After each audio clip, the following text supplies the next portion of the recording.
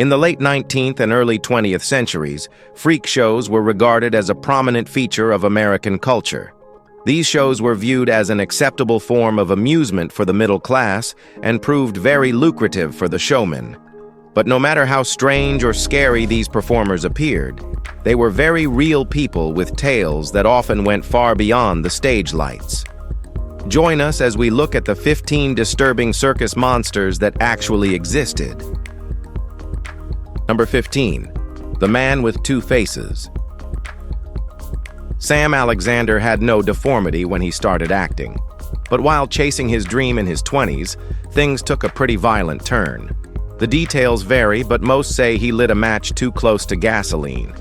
The fire disfigured the lower part of his face. Multiple surgeries followed, but doctors admitted they couldn't fully restore it, not unless he waited 15 years for full reconstruction. Then, Am vanished. The public stares, the pain, and the mental toll. It broke him from the inside. Then came a breakthrough. A young surgeon designed a custom prosthetic that looked like a real face. It gave him a second shot. He took that mask, joined top circuses, Ringling Bros, Barnum and Bailey, Clyde Beatty, and built a show around it. He'd tell his story, then remove the mask for the crowd. It was not illusions, but raw truth. He later launched his own troupe and kept the mask on until the end. Sam died in 1997 without any spotlight, just quiet respect from one who knew him. Number 14. Johan Peterson. At one point, Johan was considered the tallest living man. Though Robert Wadlow eventually surpassed him, Johan stood out with his charisma, presence, and longevity. This Icelandic giant was the third of 9 children and the only one who grew to giant proportions. By age 20, he reportedly stood 8 feet 8 inches tall with size 24 shoes. Despite his size, he remained calm, gentle, and easy to like, especially around kids. Regular jobs didn't suit him, so in 1934, he moved to Denmark and entered the performance world. His first suit took 3 men to measure. He toured Europe alongside 2 dwarves, delivering comedic musical acts. During World War II, he stayed in Copenhagen, working at the shipyards. After the war, he returned to performing until John Ringling found him.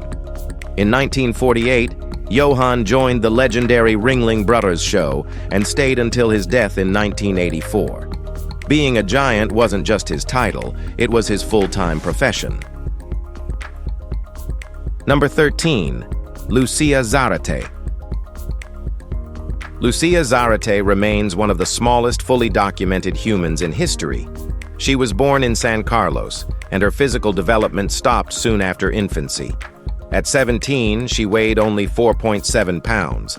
At 12, she arrived in the U.S. with her father and was exhibited under the name the Mexican Lilliputian. Standing at just 20 inches tall, she made even Tom Thumb look oversized.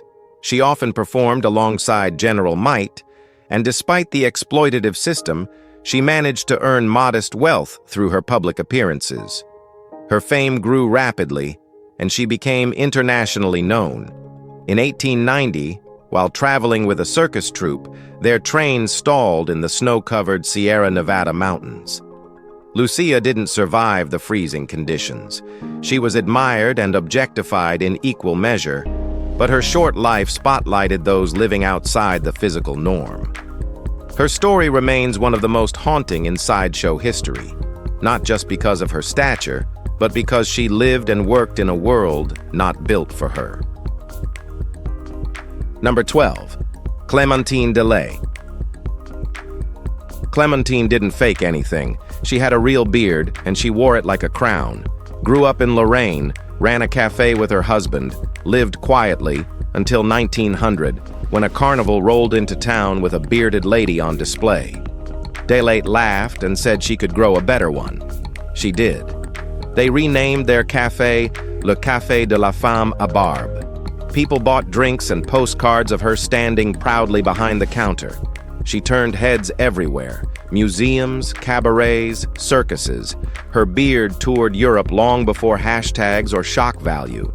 She said no to America, no to shaving, but yes to being herself. In 1934, she dropped her memoirs and reminded everyone who the hell she was. She didn't chase pity, applause, or press. She didn't need to. Clementine made her face a brand, her life a business, and her difference something nobody could copy. Not another version of anyone, just the original, unmoved, and unbothered. Number 11.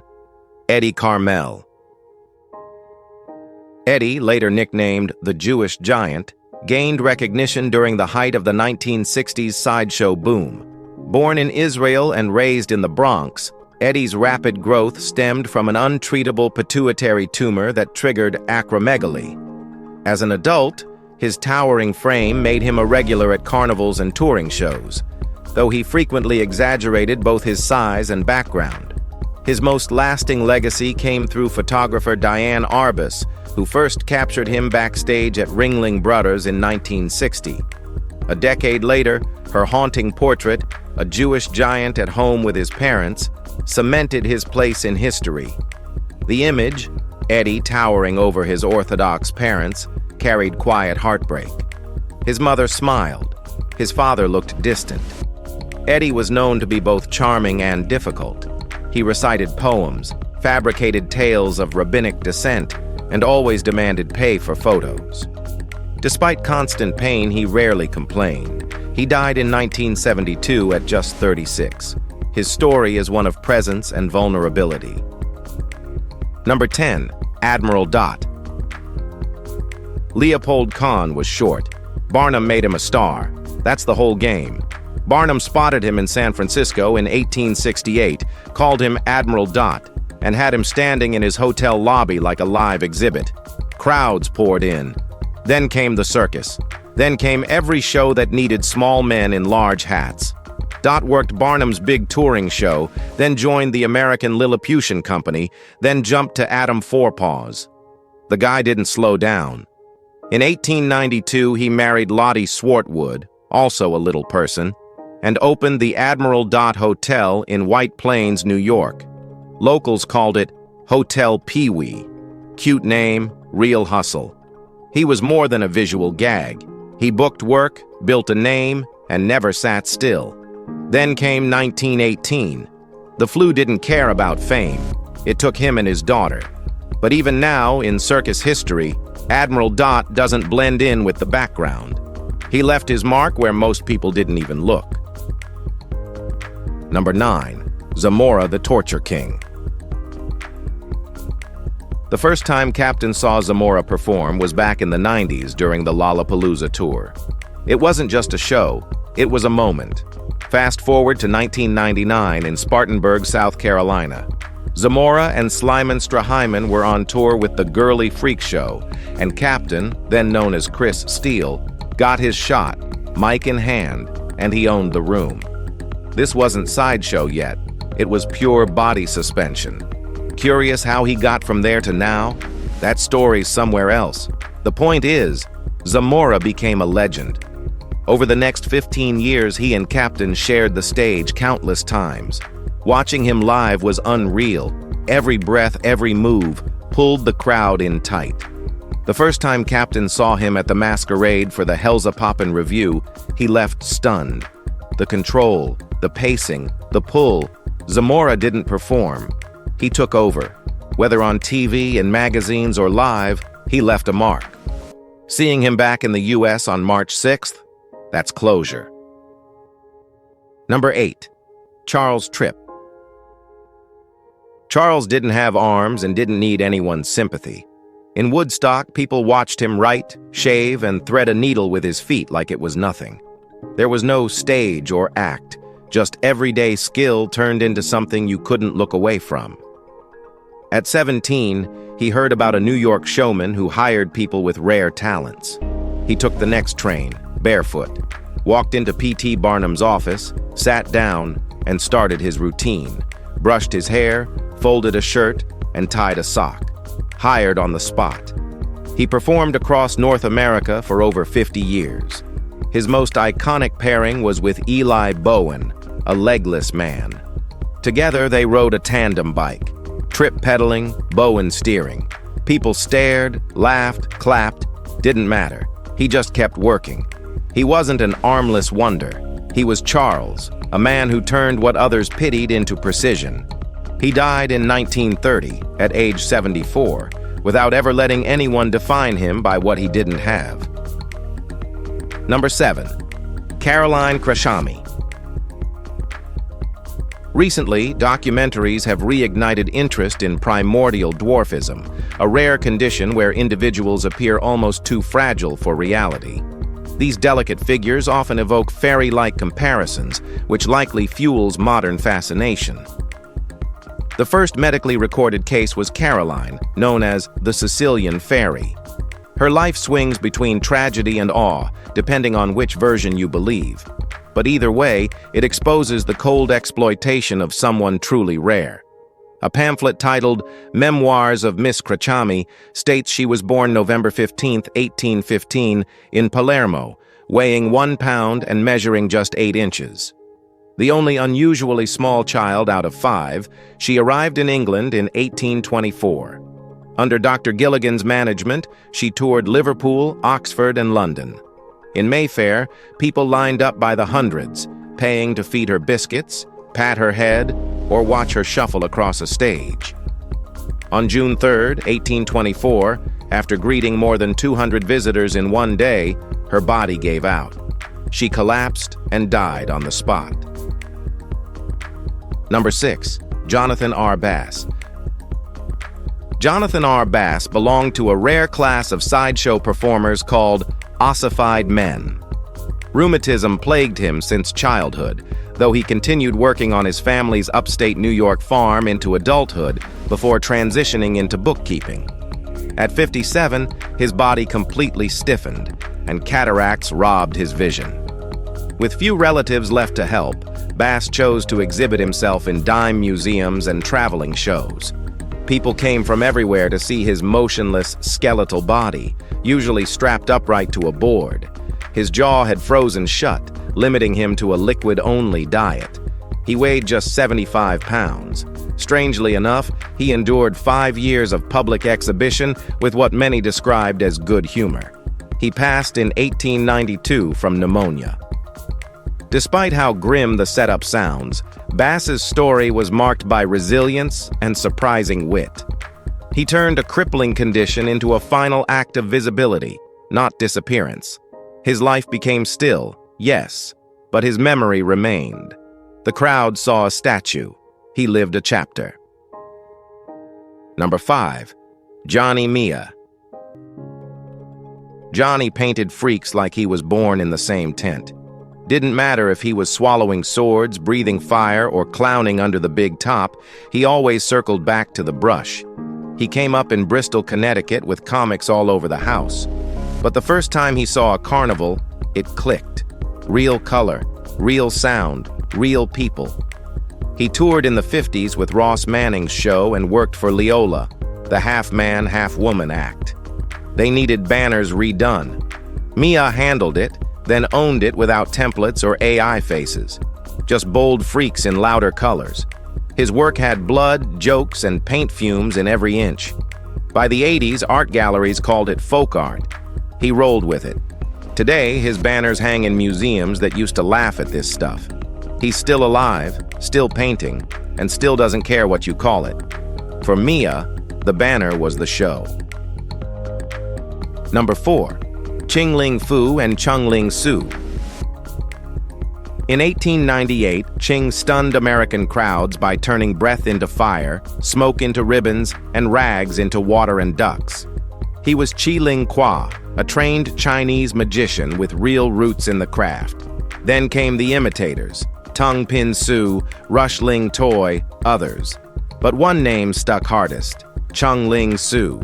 He wasn't Chinese. He was William Ellsworth Robinson, a white magician who never dropped the act. He used fake Chinese, spoke through interpreters, and copied Foo's signature illusions down to the smallest detail. When Foo publicly challenged him, Sue avoided confrontation, but doubled down on performance. He toured hard, kept the character airtight. In 1918, during a bullet catch trick in London, the gun misfired. Sue collapsed, and for the first time in public, spoke English. Something's gone wrong. He died on stage. Foo had the talent. Sue had the spotlight. Both shaped magic's golden age, but only one kept his identity locked in a lie. Number 3. Henry Barrens.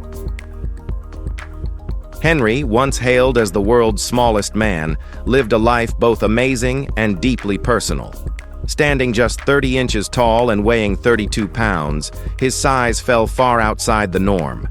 Yet despite physical challenges, Henry's life was full of movement, trials, and triumphs. Born around 1895 in Brazil to German parents, his early development seemed normal until age 2, when his growth suddenly stopped.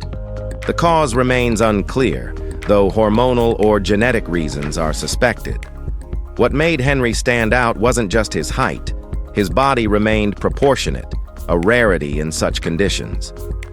He entered the entertainment world through Burton Lester's midget troupe, performing as Colonel Peewee, captivating crowds worldwide. During his travels, he met Emmy, a fellow performer from Leeds, who was 10 inches taller. They married in 1932. By 1951, they settled in Worthing, where Henry used a customized lawnmower-powered car to navigate town. He passed away in 1961, leaving behind a quiet but remarkable legacy. Number 2. Captain George Augur. William Henry Augur didn't go unnoticed, not at 7 feet 4 inches. By 18, he was already towering over crowds. He told people he was knighted by Queen Victoria. Whether true or not, he carried himself like it. At 12, he lied about his age and tried joining the Royal Marines. Didn't last. He became a theater doorman, then married dancer Elizabeth Hearn. In 1904, they moved to New York. Barnum and Bailey signed him. On tour, he was Captain George Augur, the Cardiff giant. He wrote plays, became a citizen, and lived big. In 1922, right before filming Why Worry? With Harold Lloyd, he died suddenly after Thanksgiving dinner. His body had to be lowered from a second-story window. His dog, Ringling, howled through the whole thing. Augur was buried in an unmarked grave, but nothing about him was small.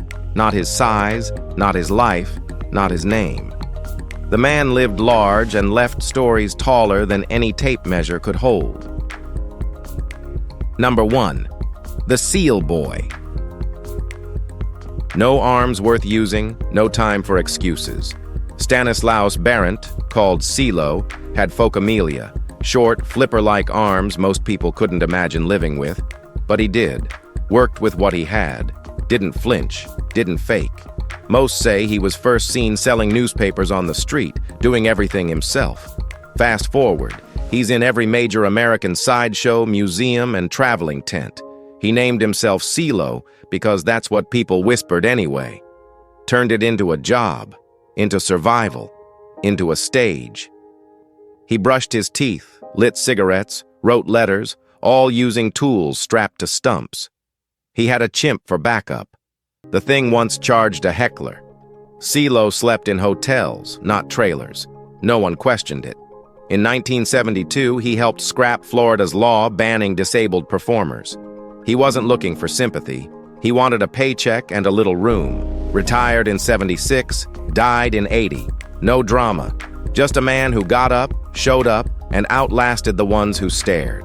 If you've enjoyed this video, be sure to like, share, and subscribe for more content like this.